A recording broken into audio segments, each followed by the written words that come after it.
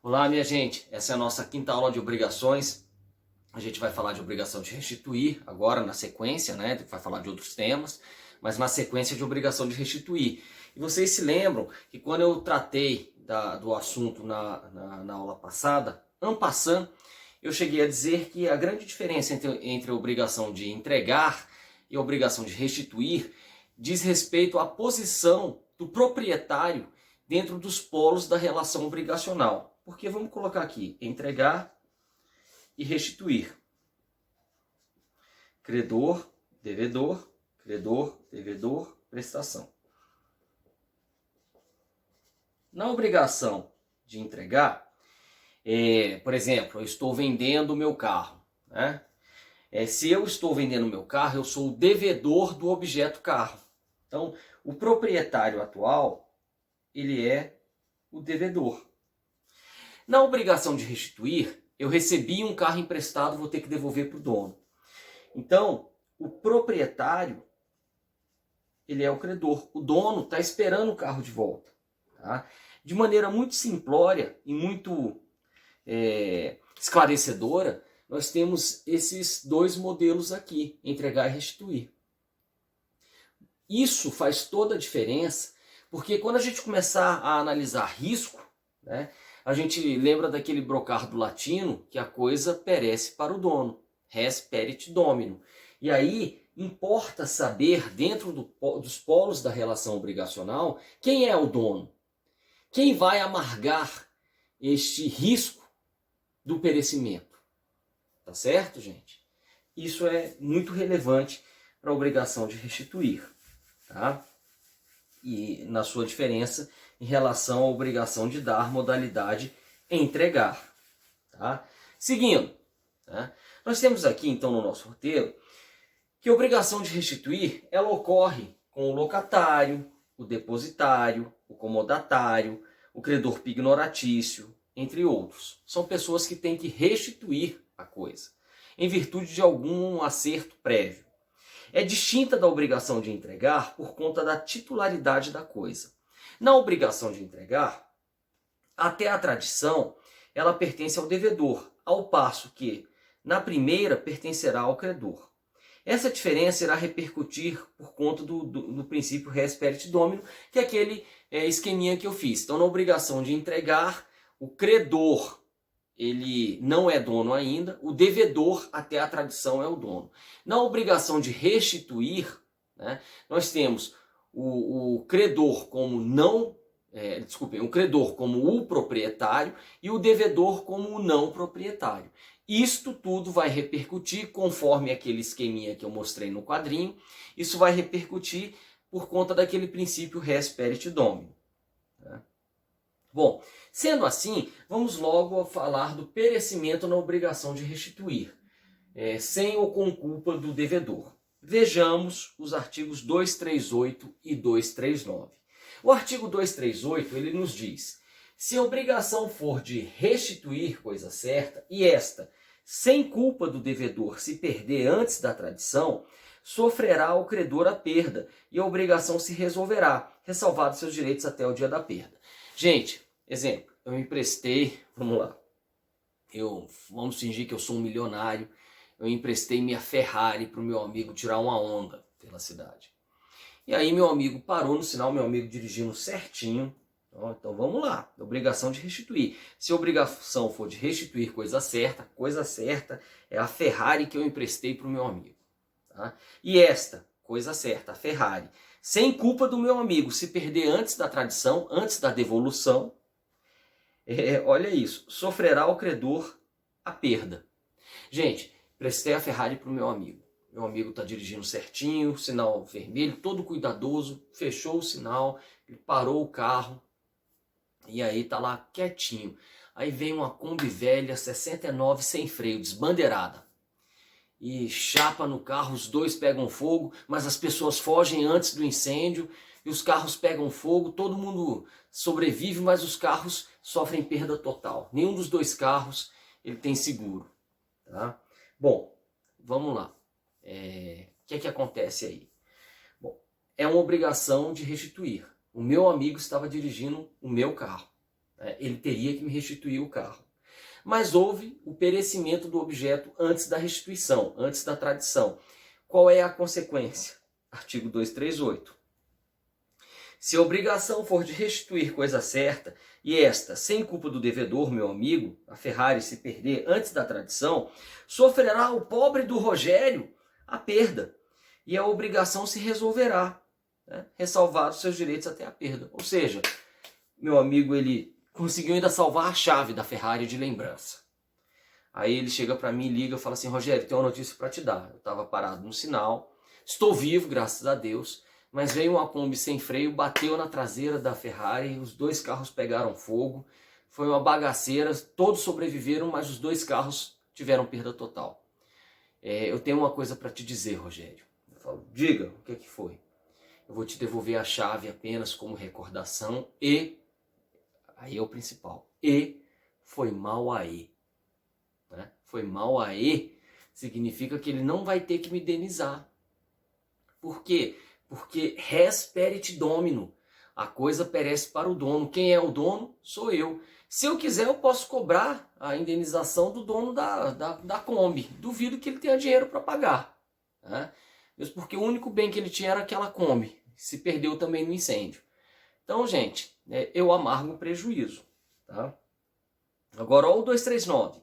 Se a coisa se perder por culpa do devedor, responderá este pelo equivalente mais perdas e danos. Aí agora, se o meu amigo fez barbeiragem com a Ferrari e ele perdeu a Ferrari, bateu a Ferrari, houve perda total, ele vai ter que me indenizar pelo valor da Ferrari. Tá? Mais perdas e danos adicionais. Quanto ao artigo 238, a expressão ressalvados os seus direitos até o dia da perda, isso tem a ver com a questão de frutos, né? Então engloba, como a da coisa emprestada, gerar frutos sem despesa do comodatário, aproveitando assim ao comodante, como se verá no artigo 241, que diz: além disso, haverá duas exceções à regra do artigo 238. Quando o devedor assumir a responsabilidade por prejuízos decorrentes do caso fortuito ou força maior, né? Ou quando ele estiver em mora. Tá? Agora, então assim, se você vai emprestar a tua Ferrari, pelo menos pega por escrito o sujeito dizendo assim: ó, ainda que a coisa se perca sem culpa minha, mesmo que não seja culpa minha, eu vou te indenizar para eu poder andar na Ferrari emprestada. Beleza, é um cuidado relevante. Ou se ele tinha que te devolver e não devolveu, aí ele vai estar em mora em relação a essa devolução e ele assume também o risco do caso fortuito da força maior. Tá? Bom, deterioração na obrigação de restituir sem ou com culpa do devedor. O artigo 240 diz: se a coisa restituível se deteriorar sem culpa do devedor, recebê-la-á o credor tal qual se ache, sem direito à indenização, se por culpa do devedor observar-se-á o disposto no artigo 239. O que é isso, gente? É o seguinte: ele estava lá com o carro veio a Kombi lá e bateu. Ela, ao invés de dar perda total, ela só amassou a minha Ferrari. Só deteriorou a minha Ferrari. Bateu lá na traseira, foi uma bagaceira. Né? Mas não deu perda total. Tá? Ele chega e me devolve a Ferrari batida. Ele não vai me indenizar em nada. Mas aquelas mesmas observações que a gente fez antes, elas continuam válidas aqui. Por exemplo, se ele falou assim: olha, qualquer batida eu assumo, ele vai assumir. Tá? Bom, agora, então qualquer batida eu assumo, ele vai assumir. Agora, vejam só que se a deterioração foi por culpa dele, eu aplico a mesma regra do 239. Você fala assim: como assim, professor? Qual é a regra do 239?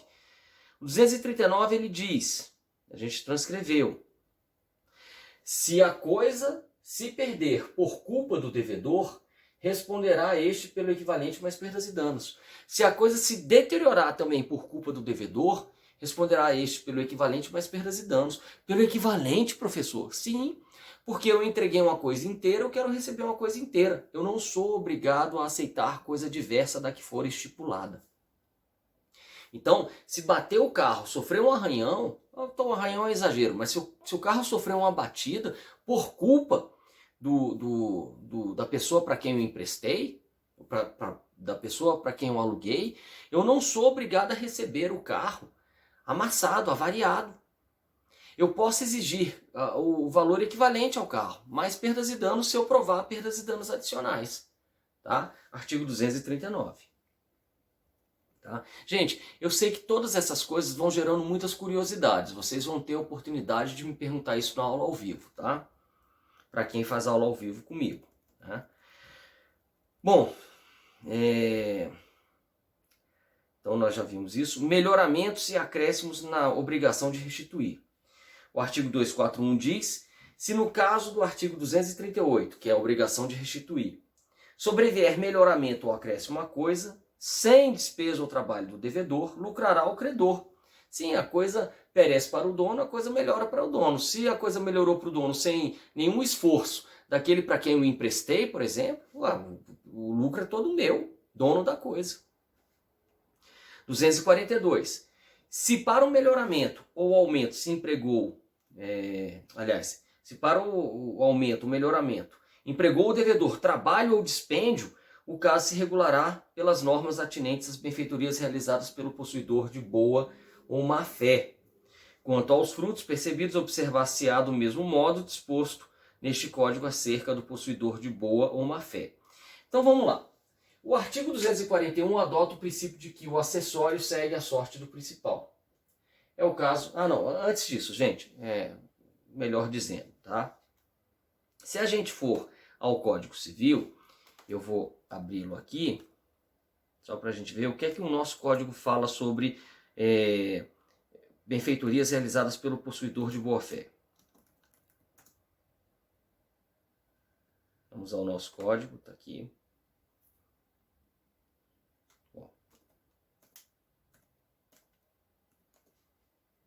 Aqui, efeitos da posse. Aqui. O possuidor de boa-fé tem direito à indenização das benfeitorias necessárias e úteis, bem como quanto às voluptuárias, se não lhe forem pagas, a levantá-las quando puder, sem detrimento da coisa, e poderá exercer o direito de retenção pelo valor das benfeitorias necessárias e úteis. Ao possuidor de má-fé serão ressarcidas somente as benfeitorias necessárias.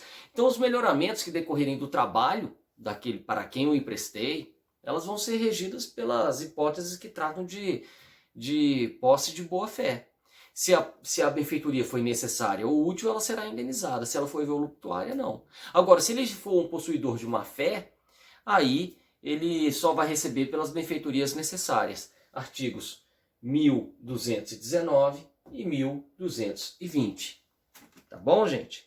Vamos voltar aqui para o nosso código, para o nosso roteiro. O nosso roteiro diz: o artigo 241 adota o princípio de que o acessório segue a sorte do principal. É o caso do recall de um carro que emprestei. Quanto ao artigo 242, vamos lá para o artigo 241 então. Vamos a ele. Se no caso do artigo 238 sobrevier melhoramento ou acréscimo, então se houver o recall, não houve nenhum dispêndio da pessoa para quem eu emprestei, mas minha coisa melhorou. O lucro é meu. Tá? Quanto ao artigo 242, há que se lembrar que aquele que tem o dever de restituir não é proprietário do bem, mas mero possuidor. Por isso que a gente aplica os artigos 1218 e 1219 que a gente já leu. Obrigações pecuniárias para encerrar a obrigação de dar coisa certa, né? Na realidade, a obrigação pecuniária, a obrigação de dar dinheiro, o dinheiro ele é um bem fungível, não seria exatamente a obrigação de dar coisa certa, mas a gente já insere aqui para matar. Tá? Vamos lá. Obrigações pecuniárias. A obrigação pecuniária é a obrigação de solver dinheiro. O Código Civil adota o princípio do nominalismo. O artigo 315 diz: as dívidas em dinheiro deverão ser pagas no vencimento, em moeda corrente pelo valor nominal, salvo disposto nos artigos subsequentes. Gente, se eu falei que vou pagar no dia 10 de novembro R$1.000 e eu estou ainda em agosto, eu não vou fazer a correção monetária. Eu só vou pagar o valor nominal no vencimento. Agora, vencido, aí a gente começa a incidir os efeitos da mora. Que os efeitos da mora dizem que eu tenho que conservar o poder de compra da moeda e os juros moratórios a partir deste vencimento não da obrigação, porque não foi honrada a obrigação. Aí sim eu incido correção monetária e juros. Mas até lá vai viger o princípio do nominalismo. Eu vou pagar só o que está escrito ali. Então você está dizendo que no dia 10 de novembro eu vou pagar R$1.000, eu pago R$1.000. Eu não corrijo R$1.000 de hoje, da data da assinatura do contrato, até o dia 10 de novembro do vencimento. Não, vale o princípio do nominalismo. Tá? Bom, há que se diferenciar a dívida em dinheiro, que é essa que a gente está falando, da dívida de valor. Na primeira dívida em dinheiro, o objeto da prestação é o próprio dinheiro, como ocorre no contrato de mútuo, em que o tomador do empréstimo obriga-se a devolver dentro de determinado prazo a importância levantada. Quando, no entanto, o dinheiro não constitui o objeto da prestação, mas apenas representa seu valor, diz que a obrigação é de valor. É o que acontece na indenização, na desapropriação, nos alimentos. Então, por isso que essas obrigações, elas são corrigidas. É diferente da regra geral, que a regra geral, ela traz, a regra geral que as obrigações, elas são, quando são pecuniárias, são obrigações em dinheiro, não obrigações de valor. Tá? As exceções são essas: indenização, desapropriação, alimentos. Então, vale não o valor de compra que está previsto no instrumento, vale o valor nominal descrito no documento. É isso que vale, é o princípio do nominalismo. Exceção são as dívidas de valor, que são indenização, desapropriação e alimentos.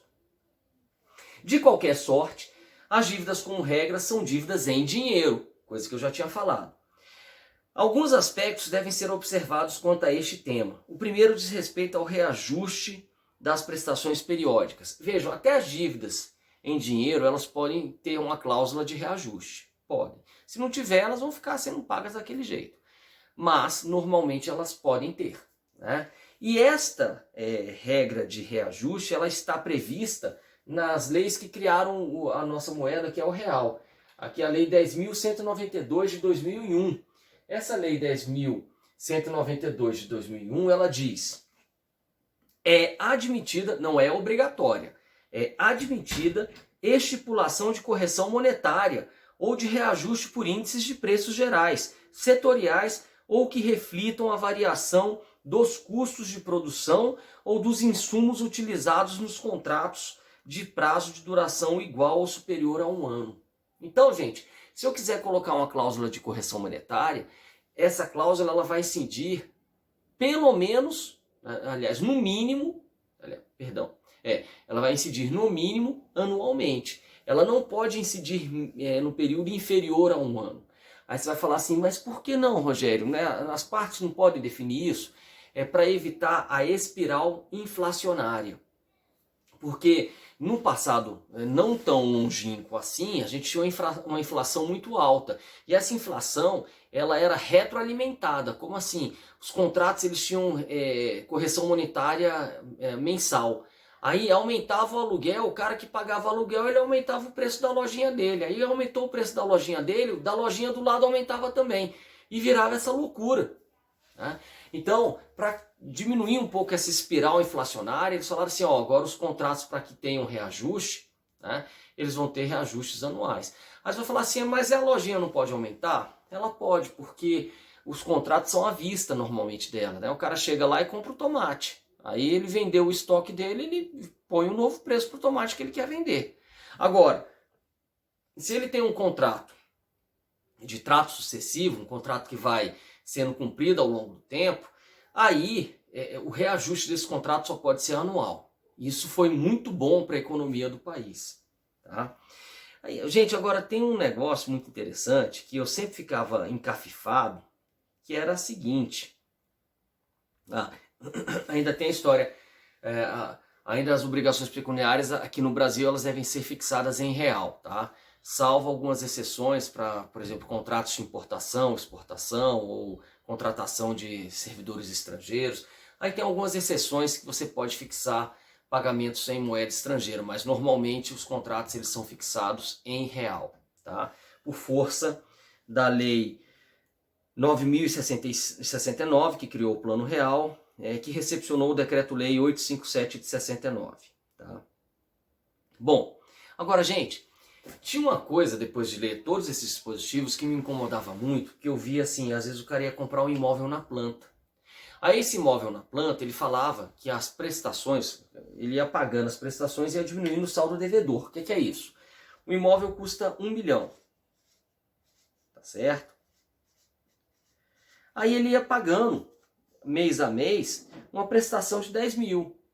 Né? Então, no primeiro mês, ele já tinha pago o quê? 990 mil. Aliás, ele tinha pago 10 mil, estavam faltando 990 mil. E assim ia. No segundo mês, 980 mil. Gente, se ele vai pagando mês a mês 10 mil, eu não posso corrigir este saldo devedor. Mas o que é que as construtoras elas andavam fazendo, pelo menos aqui no DF?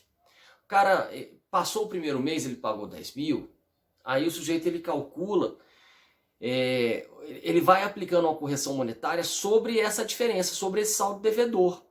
Então ele fala assim, olha, como o saldo devedor era de 1 milhão quando a gente assinou o contrato, esse 1 milhão ele já vale no dia do seu pagamento 1 milhão e 5 mil. Se você pagou 10 mil, você não amortizou 10 mil, você ainda está devendo para a gente 995. Tá certo? Porque eu apliquei correção monetária. Vocês entenderam isso? O que eles faziam? Eles falavam assim, olha, a prestação é de 10 mil, tá? Mas eu vou calcular aqui a inflação desse um mês, né? E vou aplicar aqui essa inflação desse um mês. Beleza, sei lá, estou chutando aqui um valor. Vamos supor que a inflação fez com que o saldo devedor, ele corrigia esse 1 milhão até a data do pagamento e falasse, olha, o que era 1 milhão já não é mais 1 milhão, é 1 milhão e 5 mil. Se você pagou 10 mil reais, você pagou um pedaço da dívida, mas você pagou um pedaço dessa correção. Então você ainda está devendo 995. Mas a lei diz que a correção monetária só pode ser anual. Então eu vou continuar cobrando de você só parcelas de 10 mil. Eu não vou aumentar as parcelas. Eu vou aumentar as parcelas só daqui a um ano. Só que eu estou calculando aqui o saldo devedor. Eu estou jogando correção monetária mês a mês em cima do saldo devedor. E aí no ano que vem, quando eu aumentar a tua prestação, você está devendo uma prestação nova, mas você vai estar devendo um resíduo dessa correção monetária que devia ter sido aplicada. Não sei se vocês estão entendendo. Ao invés de diminuir a minha dívida, às vezes ela acabava aumentando. E aí só ia aumentar a parcela no ano seguinte, mas assim, eu não conseguia diminuir o tanto que eu devia. Percebem? E aí, eles falavam assim, não, mas eu não aumentei a parcela, eu estou cobrando só um resíduo, eu mantive a parcela congelada durante um ano, aí depois eu cobrei a parcela mais o que ficou para trás desse não pagamento. Ué, mas se eu estou cobrando um resíduo é porque eu não congelei a parcela, concordam comigo? E aquilo me incomodava profundamente, eu falava, gente, não é possível que ninguém nunca vai reclamar disso. E hoje, fazendo uma pesquisa, eu encontrei aqui um julgado, deixa eu mostrar aqui para vocês de quando, de 2007. Eu não tinha encontrado antes esse julgado, talvez por alguma falha na minha pesquisa, mas olha que interessante esse julgado. Ele fala assim, ação rescisória, artigo 485 do CPC antigo, violação ali, ao CPC da época, né? A redação literal do CPC. Aliás, violação à redação literal da Lei 9.069. Tá? Contrato de promessa de compra e venda. A violação à literal disposição de lei, se o acórdão recidendo, deixou de aplicar as disposições do artigo 28, parágrafo 1º da Lei 9.069 e do artigo 2º, parágrafos 4º e 5º da Lei 10.192, mantendo a correção monetária em periodicidade inferior a anual. E aí ele dizia que acontecia esse mecanismo. O cara congelava os pagamentos por um ano, você vai me pagar 10 mil reais por mês. Beleza. Mas ao invés da dívida cair, a dívida aumentava, porque ele continuava, embora ele congelasse a parcela que era paga, ele continuava incidindo correção monetária sobre o valor total da dívida. Aí ele falava assim, olha, você me pagou a parcela congelada, cumpri a lei, beleza, eu sou um cara muito legal, mas para cumprir a lei, você foi acumulando aqui um resquício da correção monetária que eu não te cobrei mês a mês, que eu estou te cobrando só anualmente. Gente, mas aí vira uma pilantragem muito grande, porque ele continua cobrando a correção monetária mês a mês, só que ele está exigindo o pagamento dessa correção monetária ao final de um ano, mas ele continuou corrigindo mensalmente. Entendem qual é o absurdo disso? Felizmente, esse julgado aqui, eu quero falar para vocês, é do TJDF, esse número 2007 00 200 39258, ação rescisória civil. Tá? Relatoria do desembargador Cruz Macedo. Revisor é o desembargador Teófilo Caetano. Segunda Câmara Civil, data do julgamento, 11 de fevereiro de 2008. Este julgado eu acho muito interessante, eu peço para que vocês deem uma lida, para vocês entenderem como é que é essa história da periodicidade anual. Outro exemplo dessa periodicidade anual, para você fazer reajuste de contratos, é a locação. Locação, você assina um contrato de locação, aquele aluguel ele fica fixo por um ano. Né? Ao final de um ano incide uma regra de correção. Aí você pode aumentar, beleza, sem problema. Tá certo, minha gente? Bom, com isso, a gente viu os principais aspectos da obrigação de dar coisa certa e da obrigação pecuniária. A gente vai agora avançar para falar sobre a obrigação de dar coisa incerta, tá bom? Vamos lá tomar uma água, na volta a gente se fala. Bom, minha gente, vamos falar agora sobre a obrigação de dar coisa incerta e depois, provavelmente na próxima aula, a gente emenda na obrigação alternativa, porque eu acho que elas têm alguma coisa parecida, principalmente quando a gente fala sobre concentração da obrigação. A gente vai estudar esse conceito ainda para entender melhor sobre o que ele recai. Mas vamos aqui seguindo o nosso roteiro. E o nosso roteiro nos diz: a obrigação de dar coisa incerta está prevista no artigo 243, que determina: a coisa incerta será indicada ao menos pelo gênero e pela quantidade.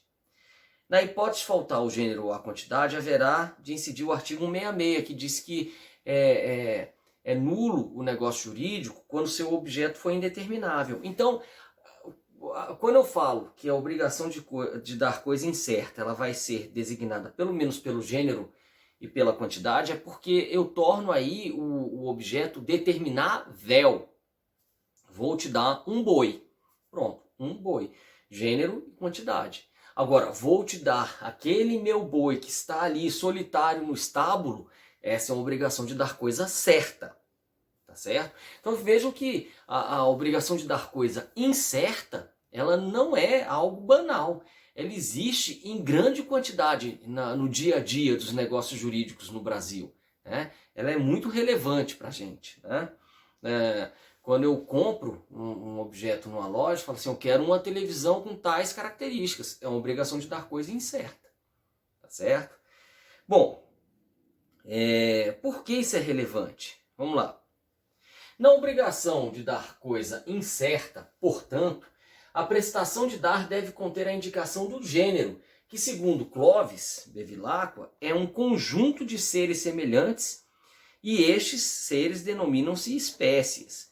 Logo, o ato de determinação vem a ser o de escolha da espécie.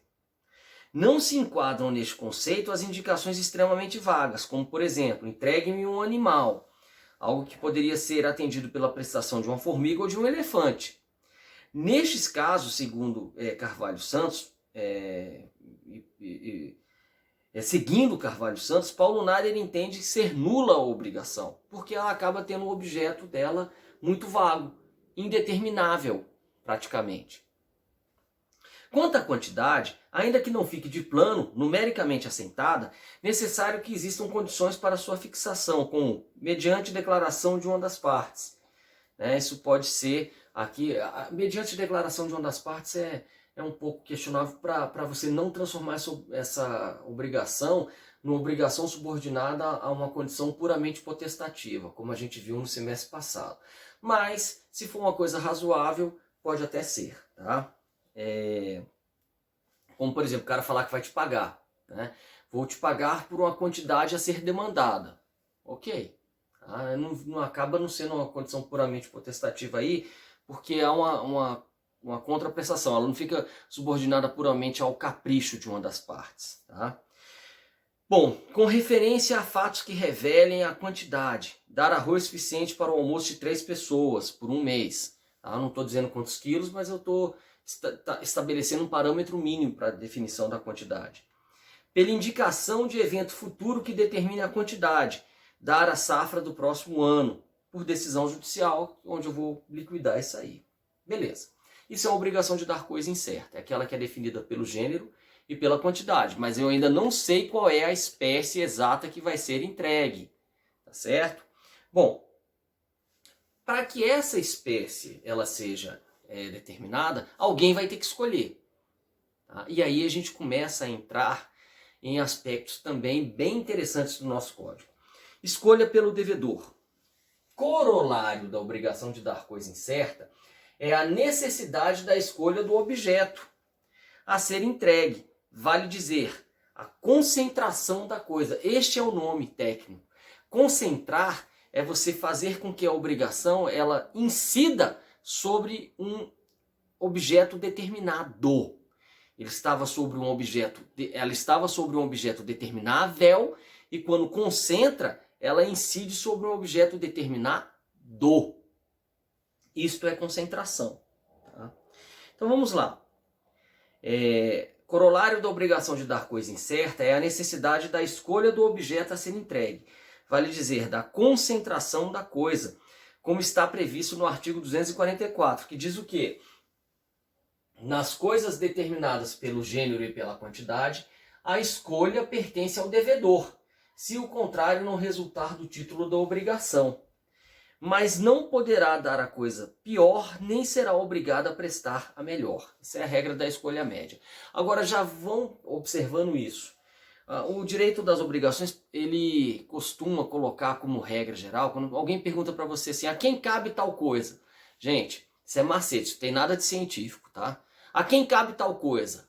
Se você não lembrar, chuta, cabe ao devedor. Porque eu acho que a lei pensa assim, o devedor já está tão lascado, vamos dar uma colher de chá para ele. Então, se o contrato não definiu quem vai escolher, quem escolherá? O devedor. Tá? Não é uma regra absoluta, mas em geral funciona. Tá? Então, artigo 244. Nas coisas determinadas pelo gênero e pela quantidade, a escolha pertence ao devedor, se o contrário não resultar do título da obrigação. Então, no silêncio do contrato, a escolha cabe ao devedor. Tá? Mas esse devedor, ele não será obrigado a entregar a melhor, mas também não pode ser pilantra ao ponto de entregar a pior. É o que a gente chama de regra da escolha média. Pontes de Miranda, nas obrigações de dar coisa incerta, chama o fenômeno descrito, ao invés de concentração, ele chama de concretização. Ao passo que a maior parte da doutrina denomina esse fenômeno de concentração. Outro detalhe importante é a regra da escolha média disposta no final do artigo que eu já falei para vocês. Tá? Conhecimento da escolha. Porque antigamente, gente, a concentração ela acontecia quando o sujeito solitariamente escolhia. Então assim, eu sou devedor, eu tenho que entregar alguma coisa, eu tenho que entregar um boi, eu vou lá para o meu estábulo e escolho um boi. Concentrou. Não, o Código Civil agora ele fala de outra forma. O artigo 245 ele fala assim, ó. Cientificado da escolha, o credor vigorará o disposto na seção antecedente. Ou seja, a obrigação só deixa de ser uma obrigação de dar coisa incerta, não quando há apenas a escolha, mas quando a escolha é comunicada a outra parte. Então me parece, lendo conjuntamente os artigos do Código Civil, que hoje a concentração se dá pela escolha comunicada a outra parte. Tá? Então a concentração ocorre com a escolha comunicada. E aí por que isso é relevante? Porque a obrigação deixa de ser uma obrigação de dar coisa incerta e passa a ser uma obrigação de dar coisa certa. Tá bom, gente? Bom, continuando aqui. Né? Esse dispositivo não existia no código antigo, mas merece aplausos pela sua lógica.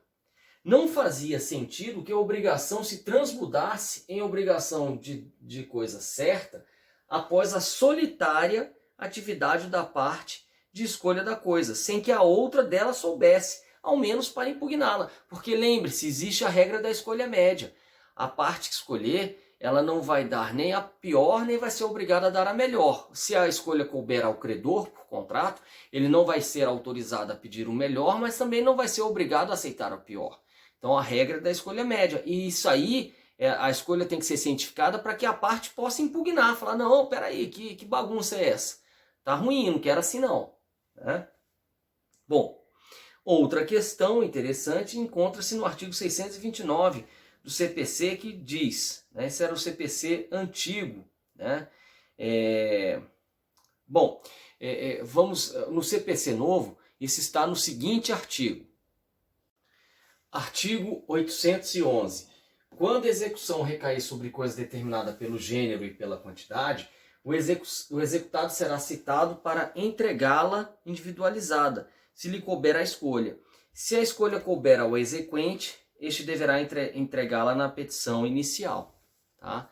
Então, aqui é só para dizer que a norma processual civil, no artigo 629 do Código Antigo, ela regulava essa execução de dar coisa incerta, e hoje no artigo 811 e seguintes ela continua regulando, e a ideia é mais ou menos a mesma.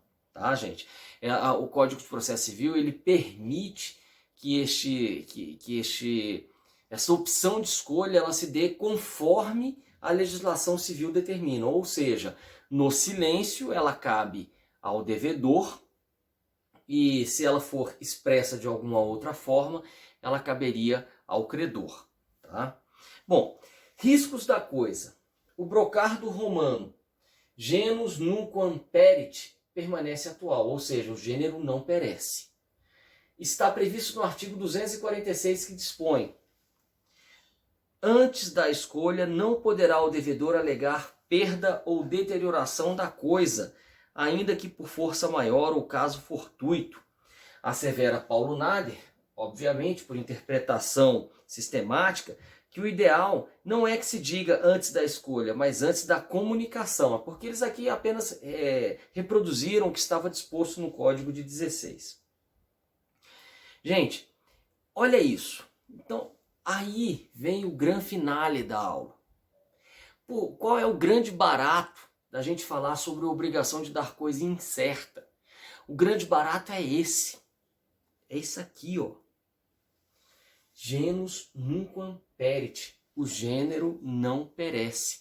Então, se eu falo assim, eu vou te dar uma TV 32 polegadas, porque na minha cabeça eu imaginava dar essa TV para o sujeito. Se essa TV queima, azar o meu. Eu não falei, vou dar a TV que está atrás de mim nas minhas aulas gravadas no YouTube, porque aí seria uma obrigação de dar coisa certa. Eu falei apenas, vou dar uma TV de 32 polegadas.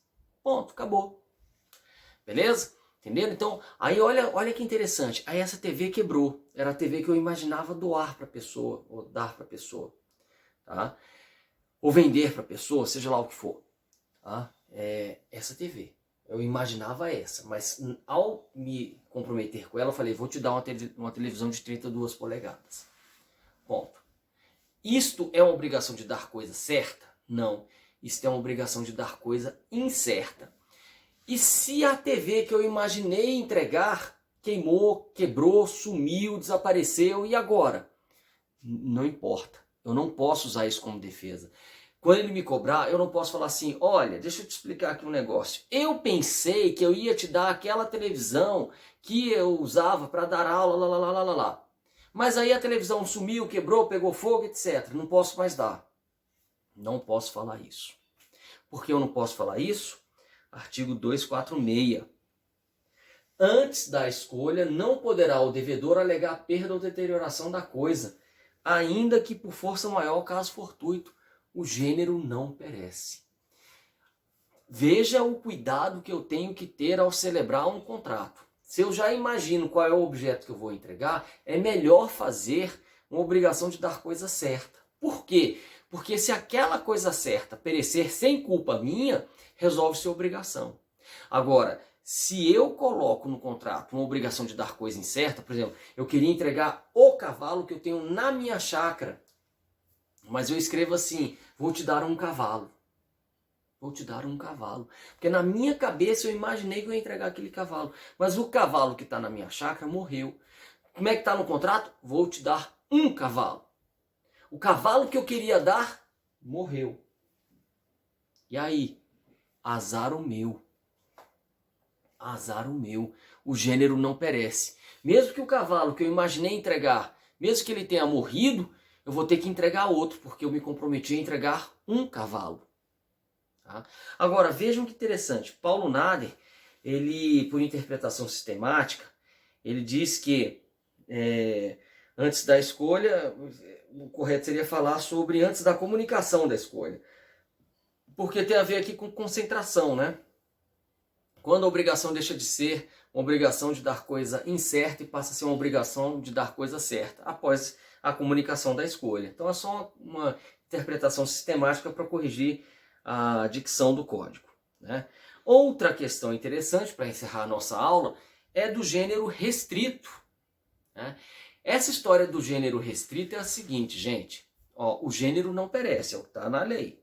Tá? Mas os tribunais, há muito tempo, eles começaram a pensar que se o contrato, ainda que fosse uma obrigação de dar coisa incerta, se ele restringisse o universo dessa coisa incerta, e se todo aquele gênero restrito perecesse, eu podia resolver o contrato sem impor nenhuma sanção a qualquer uma das partes.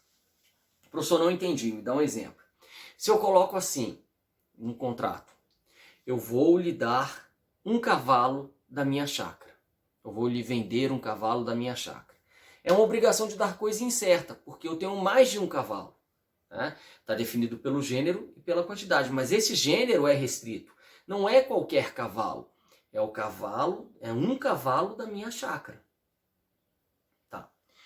E aí, gente, ocorre um incêndio de proporções calamitosas na minha chácara, todos os cavalos morrem. Tá? Aí, a doutrina e a jurisprudência, mesmo que não esteja expresso, porque o que está expresso no Código é o artigo 246. Diz assim, antes da escolha não poderá o devedor alegar perda ou deterioração da coisa, ainda que por caso fortuito ou força maior. É isso que está no Código. Mas eles falaram assim, calma, se este gênero for um gênero limitado e se todo o gênero sumir, eu vou ter que aplicar analogicamente, o mesmo raciocínio que eu aplico para a obrigação de dar coisa certa. Porque a coisa certa sumiu, o gênero limitado ou o gênero certo desapareceu, e aí eu vou ter que aplicar a mesma solução, para evitar enriquecimento sem causa para uma das partes. Beleza, minha gente? Eu acho que é melhor a gente parar por aqui, e na próxima aula a gente segue falando de obrigações alternativas. Qualquer dúvida, me cobrem no nosso encontro ao vivo, tá bom? Prazer ter estado com vocês. Grande abraço.